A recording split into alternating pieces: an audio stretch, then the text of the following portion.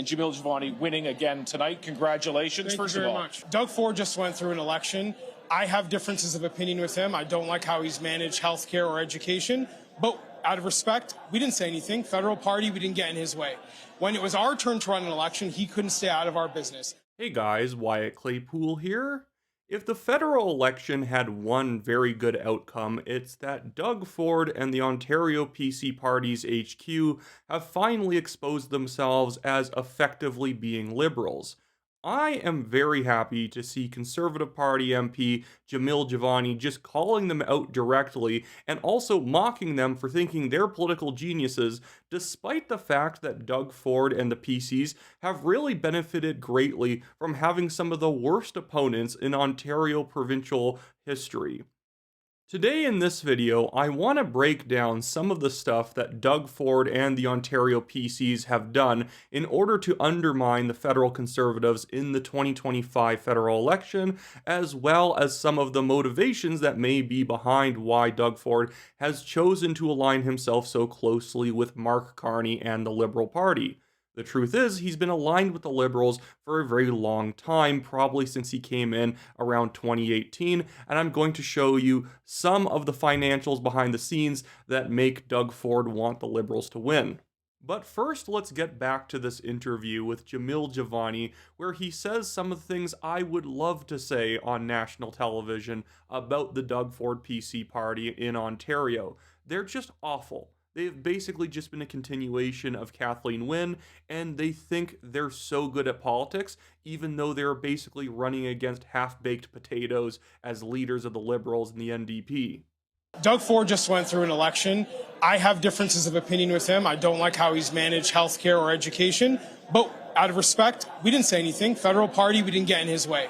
When it was our turn to run an election, he couldn't stay out of our business. Always getting his criticisms and all his opinions out, distracting our campaign, trying to make it about him, trying to position himself as some kind of political genius that we needed to be taking cues from. Was it him specifically? Was it his campaign manager, Cory Tanike? Do you see Doug Ford as a problem for the federal party in the outcome of this race? I see Doug Ford as a problem for Ontario and for Canada. I think he's not doing a great job in running this province, and now he's trying to exercise his influence over other levels of government, and it's not like this guy is doing anything particularly well. You did used to work for him. I did. I'm speaking from experience. And Jamil Jivani is absolutely right. Doug Ford and his PC government have done very little conservative since they got in back in 2018. Taxes are still extremely high. In fact, Doug Ford now has to go around pretending that he's achieved his goal of not raising taxes when they are pretty much at their maximum level possible right now, and he had previously promised to actually lower them, and he's actually brought in an industrial carbon tax of his own on the provincial level, so his claims that he hasn't raised taxes aren't even true. I guess he hasn't raised them on income, but still, all taxes going up raises everyone's tax burden, whether it's on the products they're buying or the actual direct taxes that they're paying. Doug Ford, on many other fronts, has just been bad. On school curriculum, he hasn't made any reforms. On other issues around spending, he hasn't made any reforms. He's just kind of a retail politician and not much more. So when he then tries to poke his fingers around the Conservative campaign and his campaign director, Cory Tanike, is going around criticizing everything the Conservatives do, it's just deeply hypocritical. Because while Doug Ford wins, he doesn't win for the right reasons, and I was happy that at least the federal Conservatives, while not winning, were trying to actually win for the right reasons. And I just want to let you know, in the description of this video below, as well as pinned at the top of the comments, I've included an article from the Fraser Institute, a fiscally conservative organization, who goes through the record of Doug Ford and shows that he's really not that much different from the Kathleen Wynne Liberals or Dalton McGuinty Liberals. He's still a high spender, and he gets reelected by throwing around subsidies towards targeted areas where he thinks he can win votes. It's really gross, and it's not conservative. You did used to work for him. I did. I'm speaking from experience. I tried to fix problems in this province, and he kept getting in his way and all his goons around him all the time. They wouldn't make anything better. And now we're seeing him because this guy's a political genius because he beat Bonnie Crombie and Stephen Del Duca. And now we got to sit around getting advice from him? No. I think Jamil Jivani's even overselling Doug Ford's Liberal opponents a bit, because in 2018, 2022, and 2025, his real main opponent in terms of the party who won the second most seats was the NDP, and in 2018 and 22, it was led by Andrea Horwath, who had been failing to win elections as the NDP leader in Ontario since 2011. She lost in 2011, 2014, 2018, and 2022. And then you have Del Duca and Crombie and Kathleen Wynne, who are all dud, uncharismatic, unorganized Liberal leaders. He has taken the provincial Conservative Party and turned it into something hollow, unprincipled, something that doesn't solve problems. He's glad-handing with Chrystia Freeland, having coffees and lattes with Mark Carney, and I'm sitting here saying we need to be fighting for change and something new and something different, not being a hype man to the Liberal Party. And here again, Jamil Jivani is absolutely correct. Doug Ford gave his brand to Mark Carney. He lent himself to their credibility, constantly praising minor little things that Mark Carney was doing or just saying, and giving permission for a lot of PC Ontario voters to go vote Mark Carney to stop Donald Trump by constantly hyping up that element of Mark Carney's agenda. Here is Doug Ford congratulating Mark Carney on becoming the new federal Liberal Party leader. A very unnecessary gesture that positively highlights Mark Carney as someone who'd probably make a good prime minister. This is an actual line from that statement, again, put out on the Ontario government's website. It says, "I want to extend my congratulations to Mark Carney on being elected as leader of the Liberal Party of Canada and our next Prime Minister.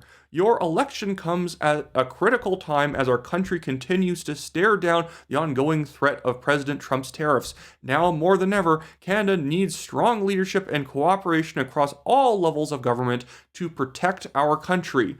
That is an obvious implicit endorsement of Mark Carney and the Liberal government. He is highlighting that it's a critical time right now and we need to work together, and I just congratulated you on becoming the new Liberal Party leader. Could this man be the person I think is the strong leadership we need right now? It's obviously what he's attempting to do.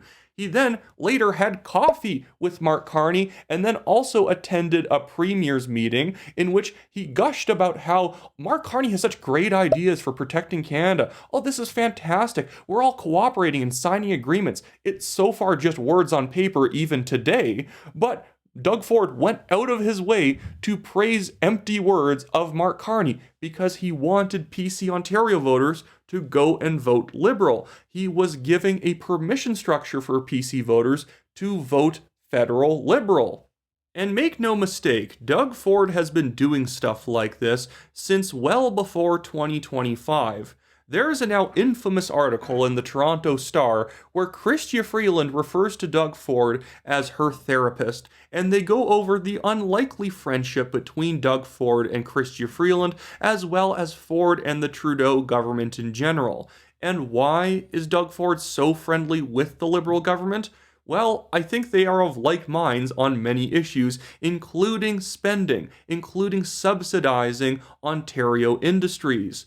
There is absolutely no coincidence in my mind that Doug Ford has been so friendly to the Liberal government as the Liberal government has been increasing transfer payments to Ontario, despite the fact that Ontario should be actually increasing in its economic health and deserving of fewer transfers. Just look at the difference between the 2016 and 2017 fiscal year's transfer to Ontario and then the 2025-2026 year transfer that shows that the Ontario government is now getting more than $8 billion extra in federal transfers from the Liberal government. Early on in Doug Ford's premiership, he tried to make himself an opponent of the Liberal government, but you can pinpoint the exact year he started being very friendly to them back in 2020 and 2021 when fiscal transfers started to greatly increase per capita. And now today, Doug Ford has tried to respond to critics like Jamil Jivani and other federal conservatives, and I'll let you be the judge as to whether you think this is a good excuse or not. Here in the federal election. Last time I checked, Pierre Poilievre never came out in our election. Matter of fact, him or one of his lieutenants told every one of his members, "Don't you dare go out and help the PCs." Isn't that ironic? But anyways, I'm not going to dig deep into this.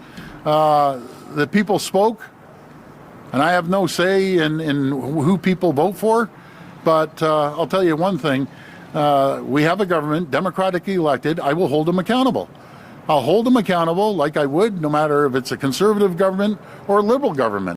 I just wanted to include that last little bit there because I find it so absurd that Doug Ford thinks he's going to hold the liberal government to account. I guess he means hold them to account in the sense that he's going to account for how much money the federal government transfers to his Ontario government, but I digress. Doug Ford's complaint against the federal party doesn't make any sense. So he's justifying him and his campaign manager, Cory Tanike, going and knifing the federal Conservatives because they didn't help him in his provincial re-election. A re-election that he didn't need to call in February. It was an unnecessary snap election.